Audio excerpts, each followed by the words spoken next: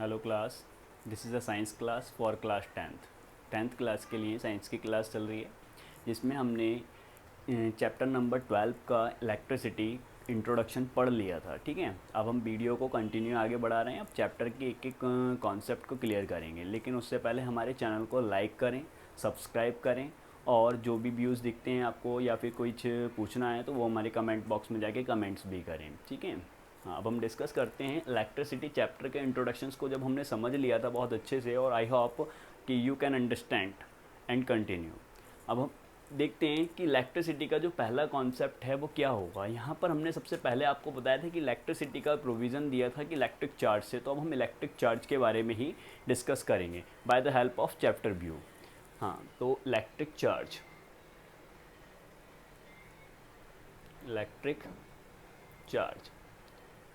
Question है हमारा, what is electric charge. देखिएगा, जब तो हमने बता दिया था कि हाँ किसी भी मैटर के अंदर छोटे छोटे पार्ट्स पाए जाते हैं, जिसमें हमने इलेक्ट्रॉन, प्रोटॉन, न्यूट्रॉन्स को पढ़ा था, तो उनको हमने चार्ज भी दिया था, तो बस वहीं से समझा था। लेकिन अब हम इलेक्ट्रिक चार्ज को प्रॉपर डिफाइन करने जा रहे हैं।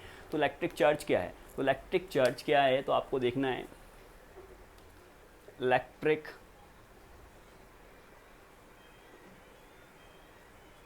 Charge is physical entity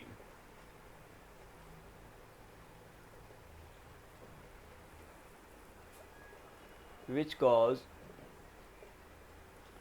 due to gain or loss of electron. देखिएगा, जो भी इलेक्ट्रिक चार्ज है वो एक फिजिकल एंटिटी है, यानी कि फिजिकल से एक पार्ट्स है जिसको हम विजिबिलिटी कर भी सकते हैं, नहीं भी कर सकते हैं, and the forms of views.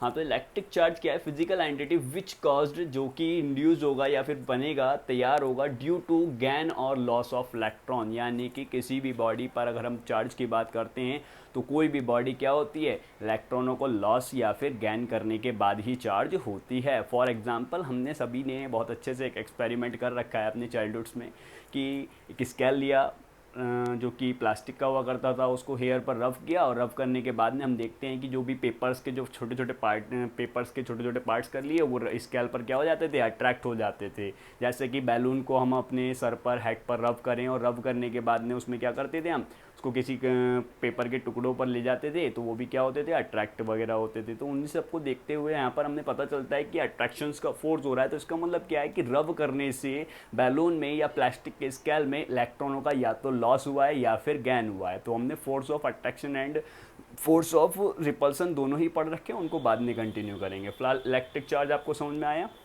अब हम बात करते हैं कि इलेक्ट्रिक चार्ज को भी हमने कैटेगराइज किया था कि पॉजिटिव इलेक्ट्रिक चार्ज और निगेटिव इलेक्ट्रिक चार्ज। तो ये किस केस में डिवाइड होगा, तो हम बात करते हैं इसके केस पॉजिटिव इलेक्ट्रिक चार्ज।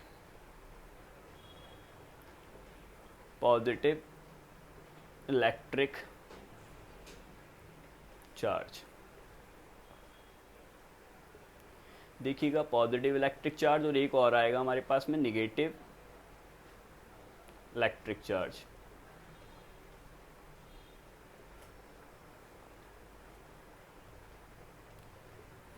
यानी कि पॉजिटिव इलेक्ट्रिक चार्ज भी हो सकता है, निगेटिव इलेक्ट्रिक चार्ज भी हो सकता है। तो जैसे कि हमने बताया था कि यहाँ पर किस तरीके से हमारे पास में इलेक्ट्रिक चार्ज इंड्यूस होगा, तो उस केस में दो पॉसिबिलिटी होंगी, पॉजिटिव इलेक्ट्रिक चार्ज और निगेटिव इलेक्ट्रिक चार्ज। यानी कि हम कहेंगे कि कोई भी बॉडी है, पॉजिटिवली चार्ज कब है और निगेटिवली चार्ज कब है। तो when any body loss the electron, it is called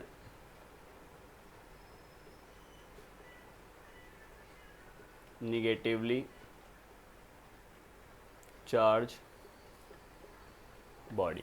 देखिएगा, जब कोई भी बॉडी क्या होगा, अगर इलेक्ट्रॉनों को लॉस कर देती है तो हम बोलेंगे, सॉरी, इसको पॉजिटिवली चार्ज बोलेंगे, positively charged body.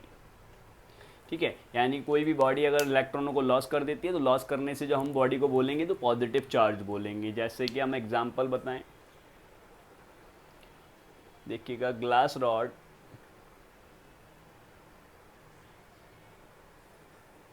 glass rod rubbed on nylon की जगह सिल्क कर दीजिए, सिल्क। देखिएगा जब ग्लास रॉड को रब किया जाएगा सिल्क पर तो जो ग्लास रॉड है वो चार्ज हो जाएगी कौन सी, पॉजिटिवली चार्ज बॉडी। यानी कि अब ये हमें समझ में आ गया कि बॉडी हमारी पॉजिटिव चार्ज हो सकती है और निगेटिव चार्ज भी हो सकती है। अब निगेटिव चार्ज में इसका बिल्कुल अपोजिट होगा, when a body is loss, तो लॉस को हटा करके क्या लगाएंगे हम, गैन। तो यहाँ पर देखेंगे when anybody gain the electron then it is called negative charged body। यानी कि कोई भी बॉडी अगर इलेक्ट्रॉन को गैन कर लेती है तो वो निगेटिवली चार्ज्ड हो जाएगी। अब हम बात करते हैं इसका एग्जाम्पल क्या होगा, तो इसके भी एग्जाम्पल पढ़ लेते हैं। हाँ, तो हम एग्जाम्पल पढ़ रहे थे किसका, निगेटिव इलेक्ट्रिक चार्ज का। तो निगेटिव इलेक्ट्रिक चार्ज में हमने पढ़ लिया था कि जब कोई बॉडी क्या करेगी, इलेक्ट्रॉन को गैन करेगी तो वो निगेटिवली चार्ज हो जाएगी। तो हम बात करते हैं एग्जाम्पल क्या होगा। तो ebonite rod is rubbed with for, यानी कि किसी भी जानवर की खाल या फिर किसी की भी खाल पर अगर हम किसी एबोनाइट की रॉड को रब्ड करेंगे तो वो कैसे चार्ज हो जाएगी, वो निगेटिवली चार्ज हो जाएगी। ड्यू टू किसकी वजह से होगी, गैन ऑफ इलेक्ट्रॉन, यानी कि इलेक्ट्रॉन गैन करने की वजह से वो क्या हो जाएगी, निगेटिवली चार्ज हो जाएगी। इस चार्ज की एसआई यूनिट के बारे में बात कर लेते हैं कि इसकी एसआई यूनिट क्या होगी। एसआई यूनिट ऑफ चार्ज की एसआई यूनिट की बात करते हैं तो इसको डिस्कवरी ऑफ द कूलाम, ठीक है, तो ये कूलाम की डिस्कवरी है तो इसका यूनिट भी क्या दिया गया, कूलाम्स ही दिया गया, कूलाम, ठीक है। और सिंपली इसको इंडिकेट कर लिया जाता है सी से, कैपिटल सी बना देते हैं तो कूलाम बन जाता है, ठीक है। तो एसआई यूनिट हमने पढ़ ली इसकी, किसकी, इलेक्ट्रिक चार्ज की। अब next topic is electric current. अब हम बात करते हैं इलेक्ट्रिक करंट की। इलेक्ट्रिक करंट देखिएगा बेसिक कॉन्सेप्ट से पढ़ाना स्टार्ट किया था, अब हम इसको एक्सटेंड कर रहे हैं। अब इलेक्ट्रिक करंट को हमने अच्छे से पढ़ा था कि इलेक्ट्रिक करंट वाटर करंट को रिलेट करके पढ़ा था कि चार्ज का फ्लोएशन ही क्या कहलाता है, इलेक्ट्रिक करंट कहलाता है। लेकिन अब आपको डिफाइन करना पड़ेगा in the way of science, ठीक है। तो कैसे डिफाइन करेंगे देखेंगे। The rate of flow of charge is called electric current। The rate of flow of charge is called electric current, यानी कि जो भी चार्ज के फ्लो होने का रेट है, यानी कि टाइम से रिलेट कर देंगे चार्ज के फ्लोएशन को, तभी बन जाएगा क्या, इलेक्ट्रिक करंट। तो this is the definition of electric current, ठीक है। लिखेंगे the SI unit of unit of electric current is ampere, ठीक है। इसकी जो भी ऐसा यूनिट है वो एम्पियर रहेगी यहाँ पर। अब हम बात करते हैं let Q be the charge flow in any conductor, with the charge flow in any conductor in time small T. ध्यान रखनी है आपको, छोटी छोटी चीज़ें हैं ये, जैसे कि चार्ज का इंडिकेशन हमने क्यू लिया है और टाइम का इंडिकेशन स्मॉल टी लिया है, तो यानी सिंबल्स बोल सकते हैं। देन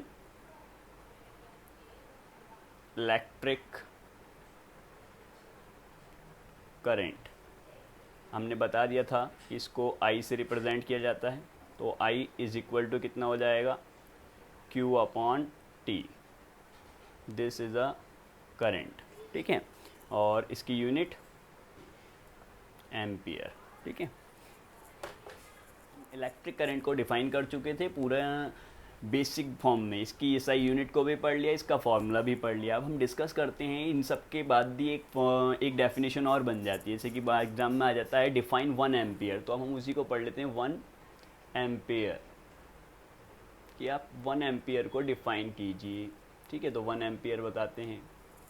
तो 1 एम्पियर को करने के लिए यानी कि करंट 1 एम्पियर कब होगी, जब यूनिट चार्ज यूनिट टाइम में फ्लो होगा। यूनिट का मतलब है कि एक जो भी हो एक हो और एक ही टाइम हो। अब देखिएगा यूनिट अलग अलग भी हो सकती है कि किलो कुलाम, ठीक है, टाइम की यूनिट कुछ और हो सकती है, लेकिन हम ऐसा यूनिट में बात करते हैं तो ये कुलाम में होना चाहिए और ये सेकंड में होना चाहिए। तो आप किसी भी तरीके से डिफाइन कर सकते हैं, जैसे कि हम डिफाइन करने जा रहे हैं when unit charge flow in any conductor in unit time, then this current is called 1 ampere. तो हमने पढ़ा कि यूनिट चार्ज जब यूनिट टाइम में फ्लो होता है किसी कंडक्टर में तो वो कहलाता है 1 एम्पियर। तो कैसे डिफाइन कर लेंगे, जैसे कि आई था तो यूनिट का मतलब 1 है, ठीक है, और आपने टाइम भी कितना कर दिया 1 कर दिया, तो अब हमारे पास में कितना हो गया, ये एम्पियर चल रहा था यूनिट इसकी।